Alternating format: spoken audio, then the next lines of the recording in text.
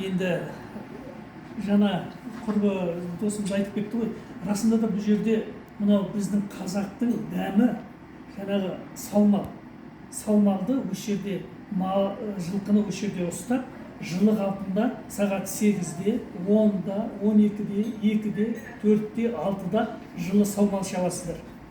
Салмалды сол сауып әкеледі, сауып әкелген бетте жылы қалпында қабылдайсыздар. Өте тамаша. Сосын мысалы атпен қыдыру бар, мынау табиғат аясында үлкен жолға қойылған тамаша, кәдімгі. Енді бәрі шынайы, ешқандай көзбояушылық ештеңе жоқ, бәрі ауылда жүргендей, өзіңнің еліңде. Біз енді басқа жерлерге барып жүрміз ғой, бұндай не алған жоқпыз, әсер алған жоқпыз. Өте тамаша, жақсы демалып кетіп баратырмыз. Үлкен рахмет сіздерге, көп рахмет.